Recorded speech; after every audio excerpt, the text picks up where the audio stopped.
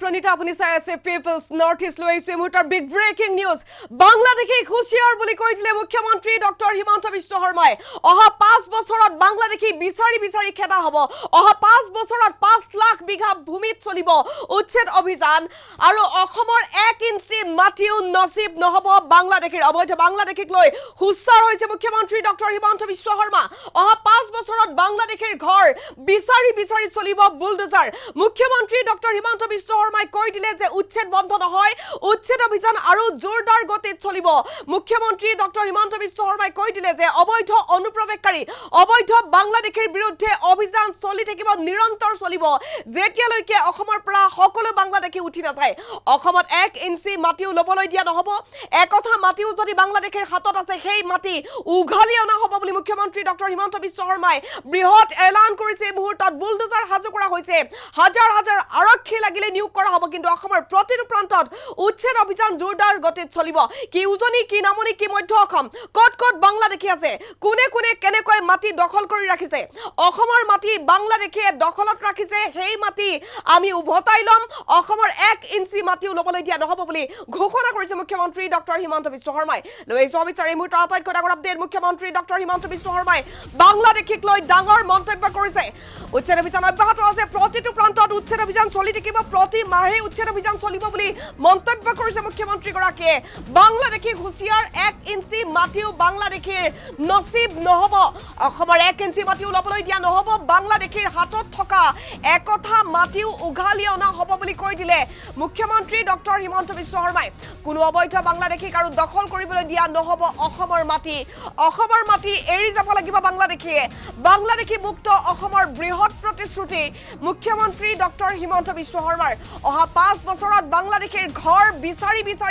উচ্ছেদ অভিযান চলিব মুখ্যমন্ত্ৰী ডক্টৰ হিমন্ত বিশ্ব শৰ্মাই ডাঙৰ মন্তব্য কৰিছে এটা বাংলাদেশী বিচাৰি বাহিৰ কৰা হ'ব মুখ্যমন্ত্ৰী ডক্টৰ হিমন্ত বিশ্ব শৰ্মাই কি মন্তব্য কৰিছে শুনাব বিচাৰিছো ইলেকশনৰ সময়ত আমি যেতিয়া কৈছিলো আমাৰ যুৱক শক্তিয়ে 1 লাখ চৰকাৰী চাকৰি পাব আমাক মানুহে হাঁহিছিলে কিন্তু যোৱাকালি আমি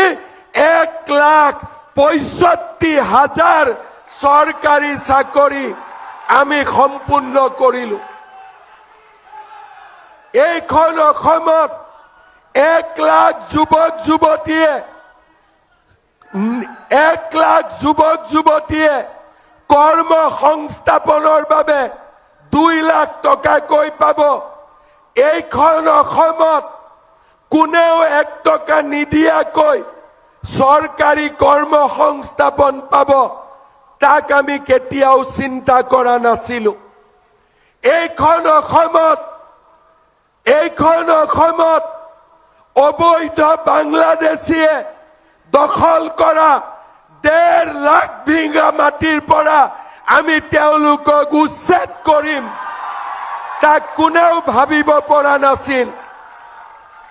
এইখন অসমত যিখন অসমত ৰকিবুলৰ দৰে নেতৃত্বত ডেইলি গড় হত্যা হৈছিল সেইখন অসমত 5 বছৰত এটাও গড় হত্যা নহব তাক কোনেও কল্পনা কৰিব পৰা নাছিল ইলেকশনৰ সময়ত আমি যেতিয়া কৈছিলো আমাৰ যুৱক শক্তিয়ে 1 লাখ চৰকাৰী চাকৰি পাব আমাক মানুহে হাঁহিছিলে কিন্তু যোৱাকালি আমি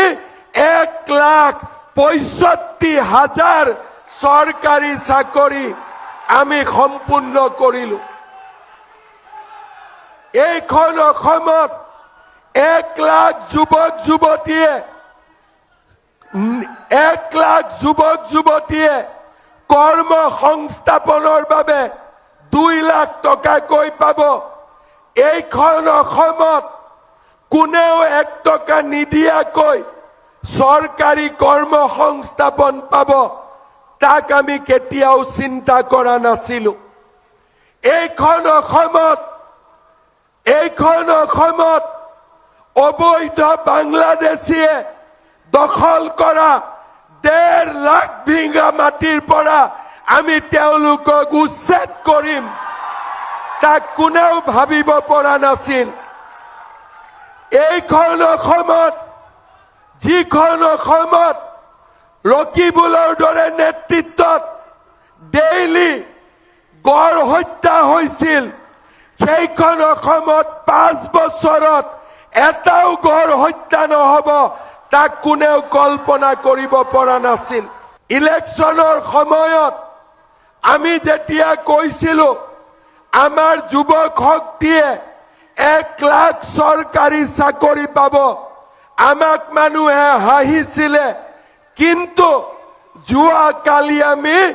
1,65,000 চৰকাৰী চাকৰি আমি সম্পূৰ্ণ কৰিলো। এইখন অসমত 1 লাখ যুৱক যুৱতীয়ে কৰ্ম সংস্থাপনৰ বাবে 2 লাখ টকাকৈ পাব। এইখন অসমত কোনেও 1 টকা নিদিয়াকৈ চৰকাৰী কৰ্ম সংস্থাপন পাব তাক আমি কেতিয়াও চিন্তা কৰা নাছিলো। এইখন অসমত অবৈধ বাংলাদেশীয়ে দখল কৰা 1.5 লাখ বিঘা মাটিৰ পৰা আমি তেওঁলোকক উচ্ছেদ কৰিম তাক কোনেও ভাবিব পৰা নাছিল। এইখন অসমত যিখন অসমত ৰকিবুলৰ দৰে নেতৃত্বত ডেইলি গড় হত্যা হৈছিল, সেইখন অসমত 5 বছৰত এটাও গড় হত্যা নহব তাক কোনেও কল্পনা কৰিব পৰা নাছিল। ইলেকশ্যনৰ সময়ত আমি যেতিয়া কৈছিলো আমাৰ যুৱক শক্তিয়ে 1 লাখ চৰকাৰী চাকৰি পাব, আমাক মানুহে হাঁহিছিলে, কিন্তু যোৱাকালি আমি 1,65,000 চৰকাৰী চাকৰি আমি সম্পূৰ্ণ কৰিলো। এইখন অসমত 1 লাখ যুৱতীয়ে কৰ্ম সংস্থাপনৰ বাবে 2 লাখ টকাকৈ পাব। এইখন অসমত কোনেও 1 টকা নিদিয়াকৈ চৰকাৰী কৰ্ম সংস্থাপন পাব তাক আমি কেতিয়াও চিন্তা কৰা নাছিলো। এইখন অসমত অবৈধ বাংলাদেশীয়ে দখল কৰা 1.5 লাখ বিঘা মাটিৰ পৰা আমি তেওঁলোকক উচ্ছেদ কৰিম তাক কোনেও ভাবিব পৰা নাছিল। এইখন অসমত যিখন অসমত ৰকিবুলৰ দৰে নেতৃত্বত ডেইলি গড় হত্যা হৈছিল, সেইখন অসমত 5 বছৰত এটাও গড় হত্যা নহব তাক কোনেও কল্পনা কৰিব পৰা নাছিল। ইলেকশ্যনৰ সময়ত আমি যেতিয়া কৈছিলো আমাৰ যুৱক শক্তিয়ে 1 লাখ চৰকাৰী চাকৰি পাব, আমাক মানুহে হাঁহিছিলে, কিন্তু যোৱাকালি আমি 1,65,000 চৰকাৰী চাকৰি